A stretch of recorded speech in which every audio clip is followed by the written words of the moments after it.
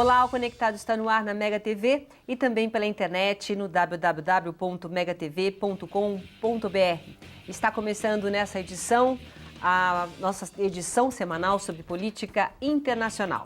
Os principais fatos do mundo são analisados aqui pelo nosso convidado especial, o cientista político e analista de conflitos internacionais, Reni Ossi-Cukier. Boa tarde, Reni. Boa tarde, Silvia. Boa tarde a todos.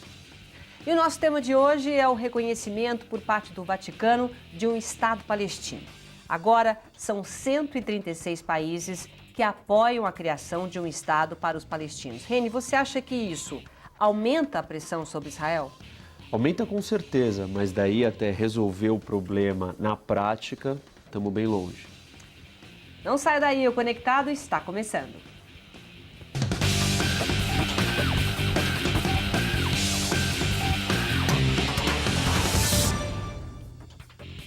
O Papa Francisco assinou um acordo que estabelece as atividades da Igreja Católica em territórios palestinos. Dessa forma, o Vaticano reconheceu oficialmente o Estado da Palestina. Mas a medida, que já foi adotada por diversos países, recebeu fortes críticas do governo de Israel. Reni, quais os principais interesses da Igreja Católica no Estado palestino? Bom, existem interesses desde natureza prática e econômica, que é, por exemplo, você ter igrejas ali, ter acesso a essas igrejas.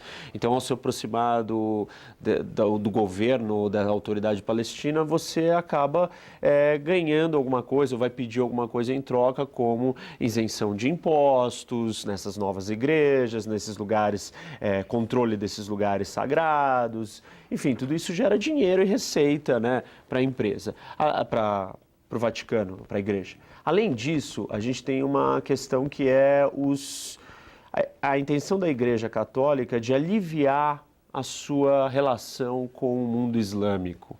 E isso existe supostamente uma percepção no mundo que tem um choque aí entre o mundo cristão e o mundo islâmico.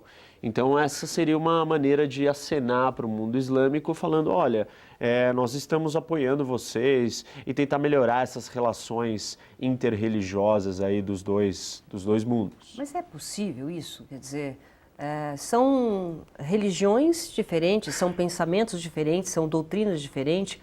Um ato como esse faz com que, vamos dizer, as coisas mudem em relação ao pensamento religioso? Não o pensamento religioso em si, mas a religião, ela tem um papel político, tem um espaço político também no mundo, principalmente a religião católica, porque é uma instituição organizada, estruturada, com um Estado, que é o Vaticano, com um país. Então, ela tem instituições que sempre tiveram um espaço no mundo e uma influência sobre o que acontecia.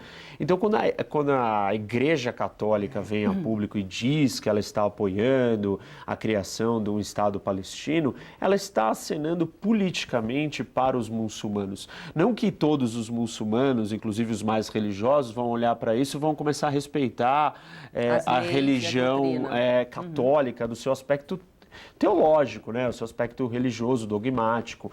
Esse mundo, com certeza, ele é separado, mas, de uma certa forma, a Igreja Católica tem uma representação política e parte das representações religiosas do mundo islâmico também tem um espaço político. Então, nesse sentido, sim, mas, obviamente, que no sentido religioso, não.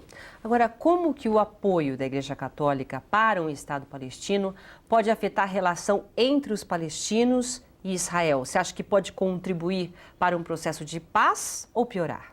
Eu acho que pode piorar, porque, na verdade, o processo de paz, ele se dá entre as pessoas que estão envolvidas no seu conflito.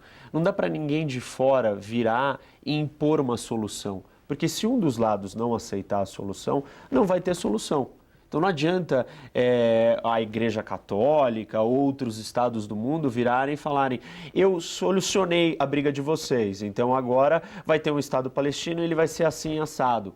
Isso não vai mudar a realidade que acontece ali na prática, em solo, nos territórios. Porque isso não vai ser aceito pelos dois lados, pode ser aceito nesse momento pelo lado palestino, mas não vai ser aceito pelo lado israelense. Então, mas já que está acontecendo, quer dizer, a gente sabe disso, o mundo sabe disso, o presidente da Autoridade Palestina, o Mahmoud Abbas, tem sido um obstinado, um incansável, já que não dá para ter uma decisão unilateral, ele foi buscar, está conquistando o seu espaço. Tanto que ele se encontra nesse sábado com o Papa Francisco, inclusive hoje acontece a canonização de 2 freiras nascidas em território palestino antes da criação de Israel. Os palestinos passaram a integrar o Tribunal Internacional de Haia, que já é uma conquista, para quem não sabe, a medida permite que crimes cometidos no território ocupado possam ser julgados na corte. Quer dizer, tudo isso para legitimizar cada vez mais o Estado. Ele está tentando, de alguma forma ele está tentando, já que em relação a esse acordo com Israel está difícil. Na verdade, assim, a ideia de que ele está obstinado é relativo. Ele é um líder, de certa forma, fraco. Politicamente dentro do seu país. Ele é tão fraco, que ele não conseguiu unificar todos os palestinos.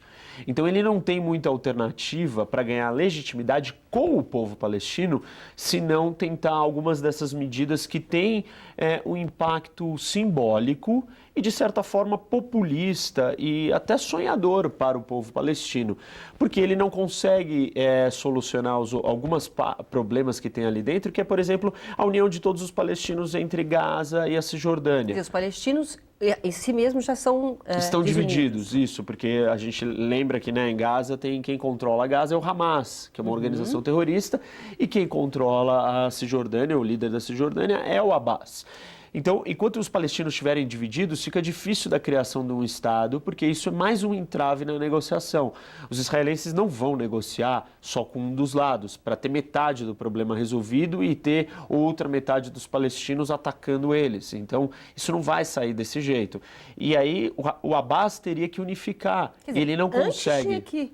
Então, o que você está me dizendo é o seguinte, que antes tinha que arrumar a casa primeiro. Isso. E então, aí, como é que pode ter um Estado palestino dividido? Porque aí ele chega forte na negociação e fala assim, olha, eu vim aqui te oferecer uma solução definitiva, porque eu, internamente, todo o meu grupo de pessoas que eu represento estão apoiando essa solução definitiva. Mas não é isso que acontece, porque metade dos palestinos, ou talvez não metade, mas a grande parte que está em Gaza não aceita a existência de Israel. A Israel fala, bom, como é que eu vou negociar ou fazer um acordo de paz com alguém que não aceita que eu exista? Então eu não vou negociar com nenhum de vocês.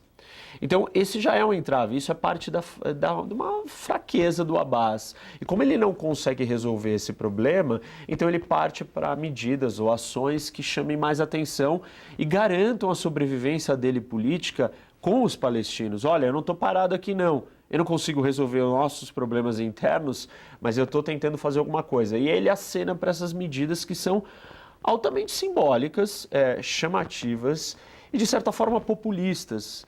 E elas, na verdade, entregam um sonho para os palestinos que não vai acontecer desse jeito, porque não é porque os países do mundo todo reconhecem que aquilo é um Estado que vai mudar a realidade no solo, na vida dos palestinos, que seria o quê? Eles terem controle total do território. Isso não vai acontecer simplesmente porque o Vaticano disse, eu reconheço o Estado. Bom, nós vamos dar uma parada, um rápido intervalo, daqui a pouco eu continuo conversando com o cientista político Reni Oz-Cukier. Um instante só, até já.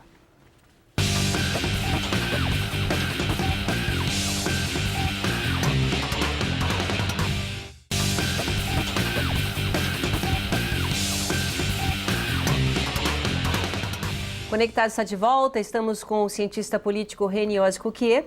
Hoje o nosso tema, o nosso assunto é o reconhecimento do Estado palestino pelo Vaticano. E nós terminamos o primeiro bloco com o Reni explicando justamente que como é difícil esse reconhecimento de um Estado palestino, já que a própria Palestina é um Estado dividido, não é? Sim. Então, quando o Vaticano ele reconhece o Estado palestino, ele está reconhecendo que lado? Dentro daquilo que a gente estava falando. Está reconhecendo a Cisjordânia. Só que parte dos palestinos vive em Gaza. E Gaza é controlada pelo Hamas, que é uma organização terrorista que não fala com grande parte dos países e não é reconhecida, inclusive, por muitos países árabes, como a Arábia Saudita, Egito. Então, parte dos palestinos continuam sem Estado. A ideia sempre foi que você criasse um Estado onde as duas partes estivessem resolvidas. Isso não é possível porque o Hamas tomou controle daquilo ali e matou os oponentes políticos do Fatah, palestinos, que são a mesma facção que está na Cisjordânia, assassinou eles e expulsou todos eles. Então, estão divididos, a Palestina é dividida. Essa solução que o Abbas está tentando é só para uma parte da Palestina. E isso enfraquece a demanda deles por paz, porque o argumento israelense é que eles não reconhecem a existência de Israel, então como que eu vou assinar a paz com alguém que continua não me reconhecendo? Agora, quando a Assembleia Geral da ONU atribuiu à Palestina o status de Estado observador não membro, equivalente ao Vaticano, Estados Unidos e Israel reagiram, retirando sua contribuição à Unesco. A posição americana é de que um país independente só pode emergir de negociações com Israel, não de maneira unilateral. E o premier israelense Benjamin Netanyahu prometeu, antes da reeleição, que não haverá um Estado palestino em seu mandato. O que pode acontecer, então? O Netanyahu, ele durante a campanha falou que ele não era a favor de um Estado palestino, porque ele precisava ganhar as eleições e ele tinha que apelar para uma parte do eleitorado mais à direita, mais religioso dentro de Israel, que não é a favor de um Estado palestino que quer ocupar parte desse território. Só que logo depois que ele assumiu como primeiro-ministro, ele mudou o discurso, falou, não é bem assim, nós vamos tentar assim, enfim. Só que o estrago foi feito, porque do outro lado as pessoas não acreditam, então, que ele sinceramente vai buscar a paz. Existe desconfiança dentro de Israel quanto que os palestinos querem a paz. E por isso que Israel ocupa parte desse território que é a Cisjordânia, porque entende que se eu não tiver uma presença militar, de polícia ali dentro, esse território vai ser usado como uma base de ataque, do mesmo jeito que Gaza é usado, e de tempos em tempos a gente assiste o conflito e aí o exército de Israel tem que entrar dentro de Gaza para destruir túneis, destruir foguetes, etc, etc. Só que isso na Cisjordânia seria muito mais complicado, porque é um território muito maior. Então Israel fica ali controlando, revistando as pessoas, controlando as fronteiras, e isso não dá soberania total para os palestinos, porque eles têm alguém de outro país que está ali dentro policiando eles. Para ter soberania total, para realmente ser um Estado palestino, o que precisa? Para você ser um Estado, você precisa ter território, e aí você precisa ser o soberano dentro desse território. O que significa isso? Significa que eu detenho o controle do território e eu decido o que eu vou fazer com aquele território e ninguém mais de fora pode entrar no meu território e controlar minha fronteira, revistar a minha população. Quem faz isso sou eu. Essa é a parte fundamental. Depois você tem que ter um Estado. O Estado compreende você ter polícia, instituições, governo. Isso não tem ainda. Não, você tem polícia, você tem instituições, só que você tem a presença israelense no meio disso tudo, junto com a polícia palestina, e os israelenses, por exemplo, patrulham as fronteiras. Mas essa pressão justamente não é para esses israelenses saírem e deixar o Estado só para os palestinos? Então, mas essa pressão não vai acontecer, quer dizer, a pressão não é capaz de forçar Israel a sair. Porque tudo isso é simbólico, não tem poder. Não vai chegar um exército lá dentro e expulsar os israelenses. Isso não vai acontecer. Mesmo vários países estando de acordo, quer dizer, essa pressão internacional não modifica em nada a posição de Israel? Isso faz Israel porque se sentir... Porque está forte por causa dos Estados Unidos que estão juntos? Não, Israel faz Israel se sentir mais acuada, isolada, falando, tudo bem, todo mundo quer me forçar a goela abaixo, um acordo, e ninguém está preocupado com o meu problema, que é... Quem vai garantir a minha segurança, Israel, caso eu entregue todo esse território, a segurança desse território para os palestinos e eles comecem a me atacar? Ninguém está preocupado com isso, porque não é uma solução onde sentou-se na mesa. Por exemplo, Israel entrou em guerra com o Egito, e aí Israel ocupou um território do Egito que era o Sinai. E aí houve um acordo de paz. Naquele acordo de paz, o presidente egípcio senta com os israelenses e fala, olha, eu quero meu território de volta. Israel vira para ele e fala assim, tudo bem, só que eu tenho medo que você vai me atacar. Aí eles criaram uma regra onde os egípcios não poderiam ter exército dentro daquele território, porque era próximo com a fronteira de Israel. Israel falou, ótimo, está aqui de volta o seu território, o Egito assinou o acordo, eu não vou ter exército aqui na sua fronteira e pronto.